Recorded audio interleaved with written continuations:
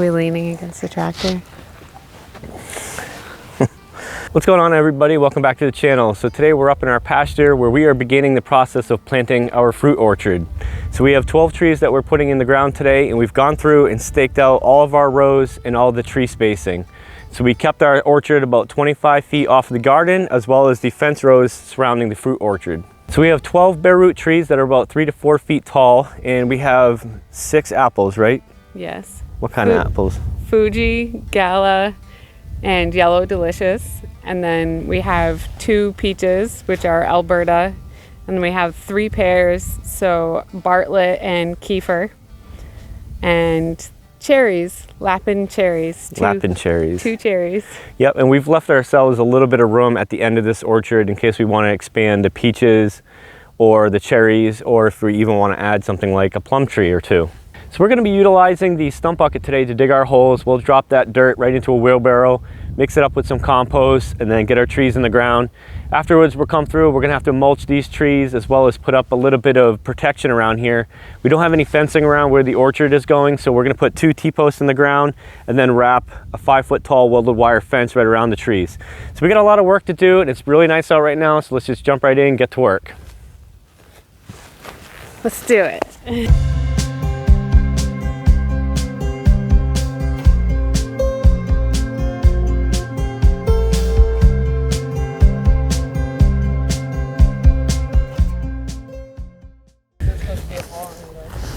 Yep, so we want the Golden Delicious in the middle because it's a pollinator. So do we want Fuji or do we want the Gala closest to the garden? Is it up to you? Does it matter? All right. We're gonna get apples off these this year, right?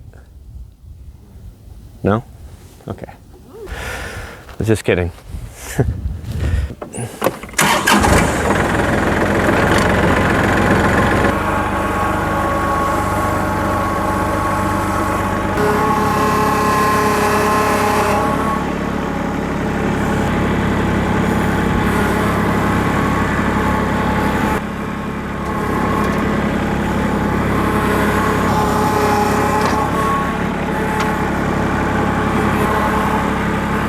Really nice loam.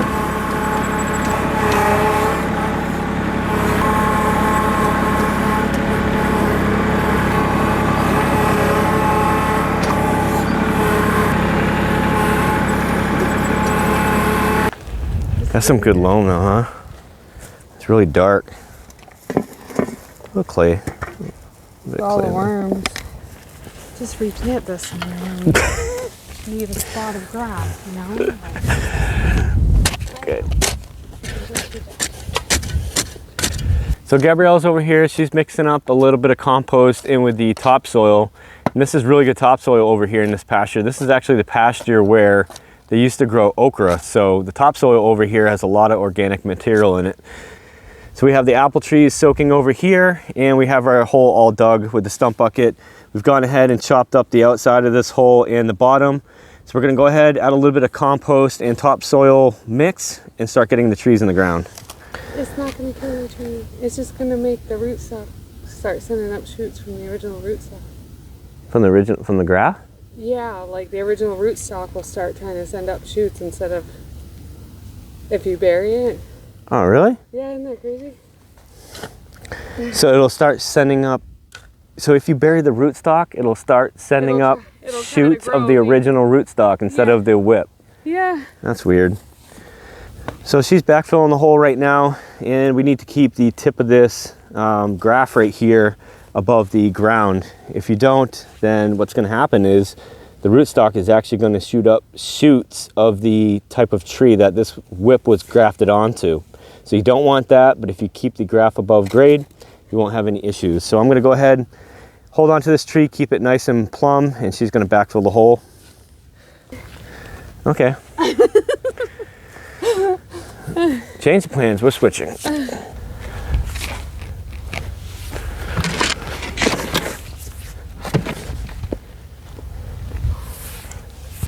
I suppose we should check if it's straight. But we get carried away. Oh yeah, it's nice and straight. It's good? Yeah, that's good. The ground's a little uneven here, but the tree is straight with the garden post, so OCD, check. Wonderful. I have straw, but it'll grow some wheat for you. All right, so we got our first gala tree in the ground and it's nice and plumb. We have some compost right down on top of it. Now we're going to be planting the Yellow Delicious next in between the Gala and the Fuji apples, because Yellow Delicious are excellent pollinators. So they're gonna do their job right in between the two different varieties that we have of apples. So let's move on to planting the rest of this row.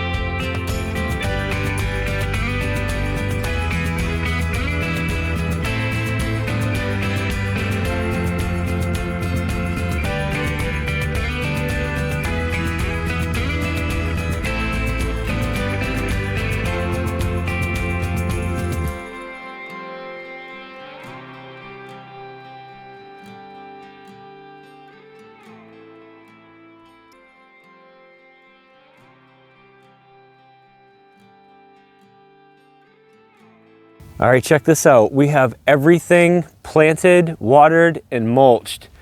We have a fruit orchard on our farm and we are so excited. So there's one more thing left to do, and that's to go around and protect these from the deer, because the deer are gonna go through and nip all these off, probably tonight if I don't protect them. So Gabrielle is down at the house cooking dinner, and I'm going to go back down to the basement and start cutting up some welded wire fence. What we're going to do is actually wrap a piece of welded wire fence, I don't know, 3-foot diameter or so, around these trees and stake it to the ground.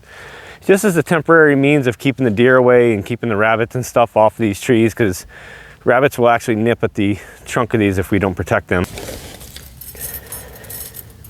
Okay, we're calling an audible because I went to the house to pick up material, came back up here to get the four-wheeler, and there were deer in the pasture. So anybody that can tell from the lighting knows it's about deer o'clock, and I really don't want to have the deer eat our trees after we spent all day planting them. So what we're going to do is put a 2.5 to 3 foot diameter fence around each one of these trees, which is about 8 feet in length.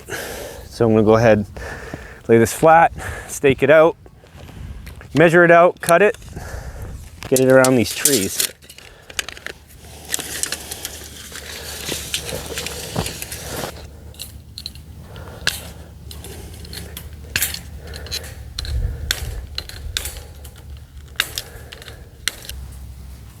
I'm just going to fold this back in on itself. I was going to zip tie it, but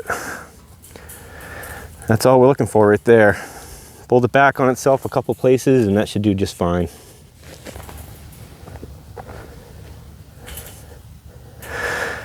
That should keep the deer away. We're going to stake these a couple places in the ground.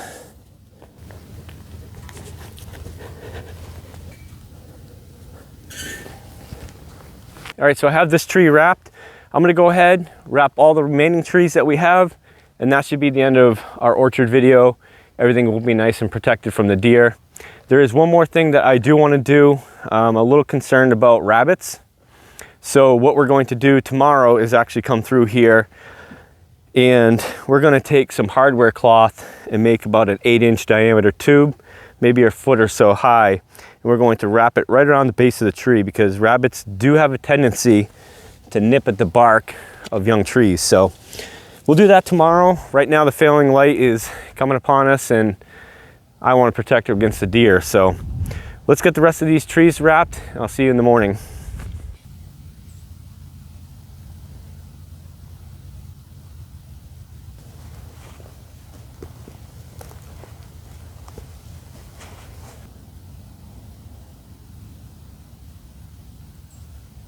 All right guys, so check this out. We are all complete. We have a fruit orchard on our property. So we were going to use T-posts on these welded wire surrounds and use the T-post to hold them up, but we instead chose to use 3 landscape stakes around the base of this just to hold it into the ground. I think that's gonna work out just fine, but if not, we do have the T-posts ready to go. All right, so that's gonna be a wrap for today's video. We really hope you enjoyed watching us set up our fruit orchard. We're really excited to have fruit growing here in the next 2 years. Now we have our berry bush patch in our fruit orchard. There are 2 trees that we are going to be adding to this fruit orchard, and that's Chickasaw plums. We haven't been able to locate any yet, but it's tough to find trees that will grow well around here and are cedar rot resistant and fire blight resistant. So we have to be very specific about the trees that we're planting. But if you like this video, please hit that like button. It helps us out a lot. And if you want to watch our homestead grow, make sure you hit that subscribe button. We'd love to have you along on our journey. That's going to be it for today, guys. Until next time, we hope you have a great day.